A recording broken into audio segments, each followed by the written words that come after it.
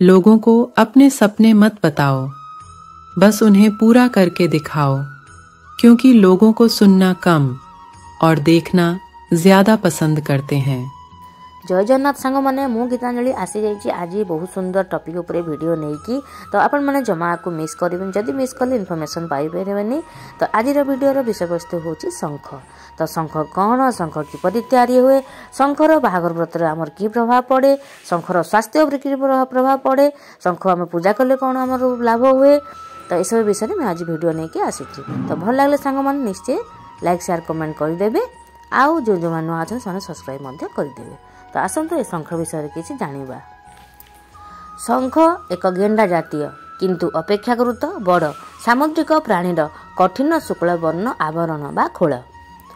शंखर वर्ण धड़ा। हिंदू धर्म अनुसार यह अति शुभदायक और धनवर्धक बोली विवेचित। शंखर तैयारी केमिति हुए आसतु ए विषय किसी जानिबा। यह मध्यर मांस गुड़िक सढ़ी गले यह जल पात्र रूपे व्यवहार हुए। हिंदू माने देवाराधना रे व्यवहृत जल एथिरे रखती। एहार पृष्ठभाग एक मुंडरे आवर्त बा भौरी थाए। सेही भौरीर मुंड को छिद्र करी सेही बाटे फुंकिले उच्च और गंभीर स्वर हुए। शंख पोड़िले चून हुए।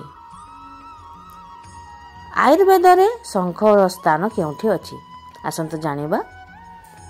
वैदिक मतरे शंख नेत्रहितकर, पित्त, कफ, रुधिर विकार, विषदोष, वायुशूल, श्वास, अजीर्ण, संग्रहिणी रोगर उपकारक। दक्षिणावर्त शंखर गुण वामावर्त शंख अपेक्षा बेसी। शंख भस्म, ज्वर, काश, श्वास, अतिसार आदि रोगरे उपकारी। यह स्तंभक और बाजीकरण रूपे गण्य। शंख को काटी बाहुबलय माने शंखा तैयारी करती। वैद्यशास्त्र अनुसार यह उपरस मध्यरे गण्य। शंखर भस्म औषधरे लागे। आसंतु जानिबा शंख को नहीं धार्मिक विश्वास किपरि रहिछि। शंख ध्वनि धार्मिक भावना सृष्टि करुथिबारु पुरी रे शंखर बिक्री बढ़ी चलीथिला।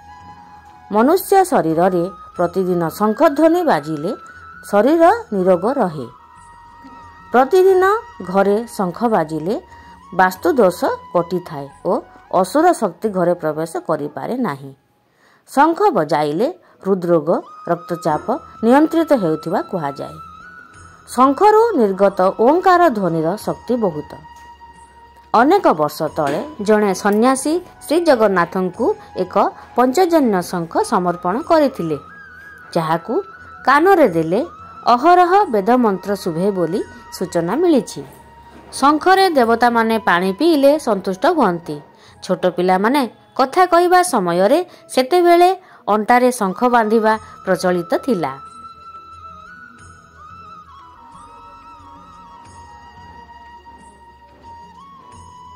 आसंतु जानिबा वर्तमान वैज्ञानिक दृष्टिकोण रे शंखर महत्व। शंख ध्वनिर तरंग विभिन्न रोगर जीवाणु को नष्ट कर दिए बोली 1928 मसीह रे बर्लिन विश्वविद्यालयर वैज्ञानिक माने एही मत देइथिले।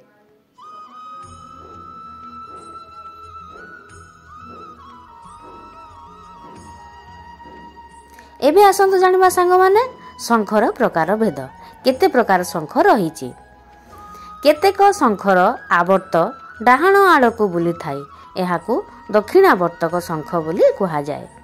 सेहीपरि केतेक शंख वामावर्तक, दक्षिणावर्तक शंख क्वचित मिले। एवं दक्षिणावर्तक शंख जहार थाए से आपणाकू भाग्यवान बोली मने करे।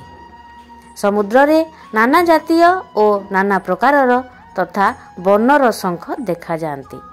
साधारणतः शंखर आवर्त माने भौरी मान बाम आड़ को बुली थाए।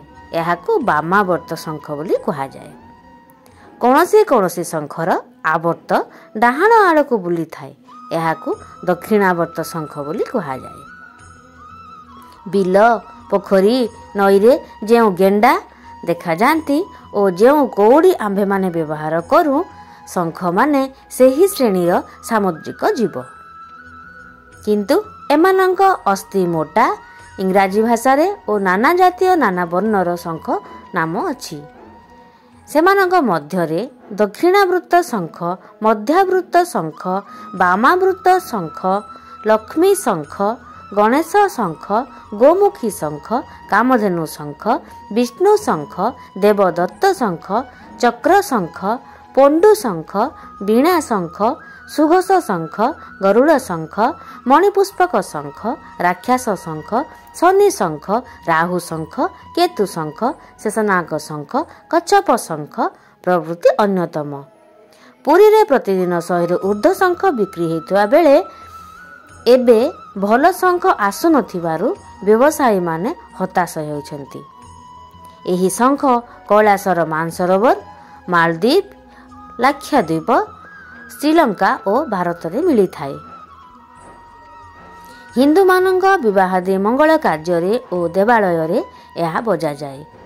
ଏହା ପୂର୍ବେ ଯୁଦ୍ଧରେ ତୋରି ରୂପେ ବ୍ୟବହାର ହେଉଥିଲା। ଭିନ୍ନ ଭିନ୍ନ ଯୋଦ୍ଧାଙ୍କର ଶଙ୍ଖର ଭିନ୍ନ ଭିନ୍ନ ନାମ ଥିଲା, ଯଥା କୃଷ୍ଣଙ୍କ ଶଙ୍ଖର ନାମ ପଞ୍ଚଜନ୍ୟ, ଅର୍ଜୁନଙ୍କ ଶଙ୍ଖର ନାମ ଦେବଦତ୍ତ, ଭୀମଙ୍କର ପୌଣ୍ଡ, ଯୁଧିଷ୍ଠିରଙ୍କର ଅନନ୍ତ ବିଜୟ, ନକୁଳଙ୍କର ସୁଘୋଷ ଓ ସହଦେବଙ୍କର ମଣିପୁଷ୍ପକ। ଆସନ୍ତୁ ଏବେ ଶଙ୍ଖୁଆ ବିଷୟରେ କିଛି ଜାଣିବା। ଓଡ଼ିଶାରେ ଅତୀତରେ ପ୍ରତି ଗାଁରେ ଜଣେ ଶଙ୍ଖୁଆ ଥିଲେ।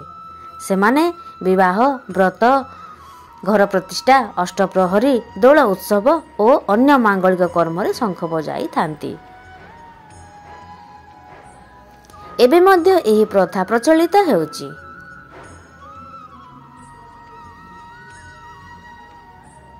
ଆସନ୍ତୁ ଏବେ ଜାଣିବା ଶ୍ରୀକ୍ଷେତ୍ର ଓ ଶଙ୍ଖ ମଧ୍ୟରେ କି ସମ୍ପର୍କ ରହିଛି। ଶ୍ରୀକ୍ଷେତ୍ରରେ ସକାଳୁ ଶହ ଶହ ଶଙ୍ଖ ବିଭିନ୍ନ ମନ୍ଦିର, ମଠ, ଗୃହରେ ବଜାଯାଏ। ଶ୍ରୀକ୍ଷେତ୍ରର ବିଭିନ୍ନ ଦେବାଦେବୀଙ୍କ ଅବସ୍ଥାନର ଭୂଗୋଳ ଏକ ଶଙ୍ଖ ପରି।